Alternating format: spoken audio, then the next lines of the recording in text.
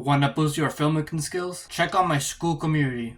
Details at the end of this video. Relatable characters are what hook us, and because they're relatable, we want to see more of that character. But are they the fundamentals of a film? Is the story more important than the main character? And most importantly, how do we create one? Relatable characters are insanely popular due to the main reason that they're relatable. You can find relatable characters pretty much in every single movie. The only characters that aren't relatable are the ones with no personality. Even if that character trait is very niche and not really common in most people, even if your character has this aspect of being very niche, someone out there will relate to it. However, media tries to appeal to most people because the more of an appeal media has on a lot of people, the more money they make. Because you gotta admit that a character that relates to you is more engaging to watch. You'll want to see more of that character if you see yourself in that character. And so that's why a lot of companies out there will try to make their characters appealing to you. So because of this, I would think that the story would be created around that character instead of the story and then having that character in it. And I don't think this is right. I think up and most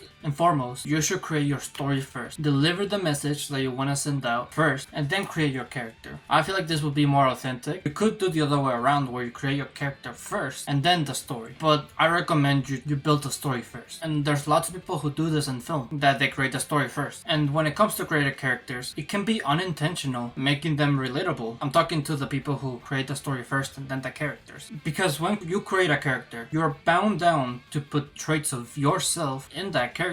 And if some of those traits appeal to most people, that results in a relatable character. So most of the time, creators might create a character that appeals to you on accident because they just try to incorporate what they think would be the most engaging character rather than the most relatable. Which, if you can achieve both, if you can create an engaging character but also make him relatable, that results in massive popularity and a shit ton of money. But no matter what, the most priority and the most important thing should be your creative intent. Create your character out of an idea, out of what your brain says you should do. I believe that the best stories out there are the ones who make the story out of their own creative intent. Just simply creating a story for fun without thinking about the benefits of it. Those are the stories that leave a massive impact on the audience. And the stories that appeal to most audiences are the human ones. You know, aspects of the everyday person that we go through. Like, for example, the hardships of love, or maybe the desire to achieve a goal. You have to give your character something. You can't just give them character traits to make them more relatable. And those things and desires have to come from natural human desires. I'm not saying that this is necessary. I'm just saying this is what makes the most relatable characters most appealing. Natural human desires like love, friendships, goals, family. These desires are what will make your character most human because it's something that a lot of people think about. So make sure to prioritize the character traits of your character and also the desires of your character. Your desires usually correlate to their goals. So when you first create a character, make sure to have these two important things. You could also try appealing to the modern main character right now, which, as an example, for a lot of men, they find Patrick Bateman and the guy from Drive, I've seen the movie, I just can't remember his name,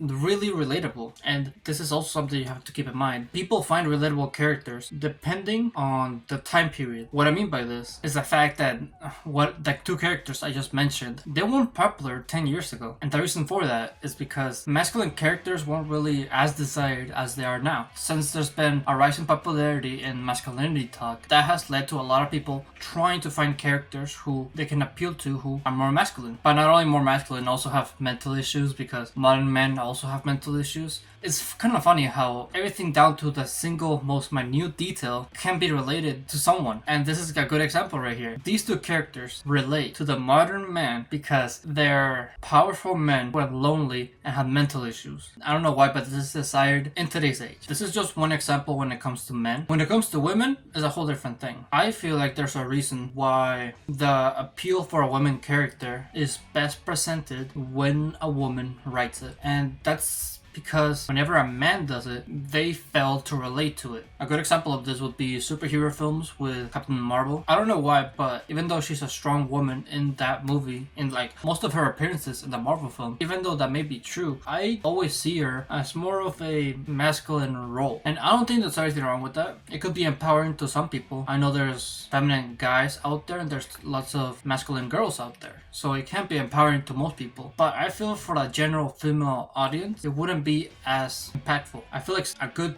role model for modern females would be Barbie. I feel like she would be a good role model in the modern woman. And I feel like her movie has resulted in a lot of modern women looking up to her and trying to be just like her. Even though the movie is all about self-acceptance and standing up for your voice, these messages are really appealing. So you could probably see how this message towers over brute strength, which is what Captain Marvel has. Now that we talked about the modern relatable male character and the modern female character, let's now think about if these characters would be best if applied to your film. So here's an extra step. Actually just think about a story that maybe you have written already or you've been thinking about, and see if these characters would change how the story would go. Would they still make the same decisions? Would they still go through the same development? Is the message you're trying to give still there? Think about if the traits of these characters would change your story that way. And if they do change your story in a massive manner, if they blind the true message of your film, like it won't be as clear, then you shouldn't make a modern relatable character. Once again, the main reason why the modern relatable character is made in most movies is to make money. And as we went over, in order to make a film that's gonna be remembered for a long time and be in the head of a lot of people, you have to create your own memorable character that is unique to you. Here's another practice that you could do when it comes to creating your story. Make a whole scenario, make like a whole storyline, like have your own creative first act, second act, and third act, just without any characters. If you do want to like have to use characters, like if you do have to use them, just put anonymous. And then through the trials, through the events of that story, literally ask yourself, what would you do? Ask yourself, what would you do in that situation, in that story that you just made? This is the simplest way to make a character. You could just make a character around yourself. It's super simple, super easy. You know every character trait about yourself, so it will be super easy translating that into your film. It's much more harder creating a character just from scratch. Like just have them have their own unique traits. Like it's really hard to do that without basing it on yourself or somebody else. It's really hard to just create a character just from scratch. That's why you always have to have some sort of inspiration, and the best source of inspiration is from yourself. You could have it from others. You could base a character mainly on someone that you know. That could also work, but it would also have to take a long time because you have to interview them, ask them a bunch of questions. So I would say if you just want to make your first story, I would highly suggest making the main character based on yourself. You could also copy from other films, not directly one-to-one, just like kind of draw inspiration. I mean, even if you do copy, it wouldn't be the same because the way you copy is not one-to-one. You're bound down to put your own creative twist to it. So also look into films for inspiration when it comes to creating your characters. And to end this video, I just want you to make sure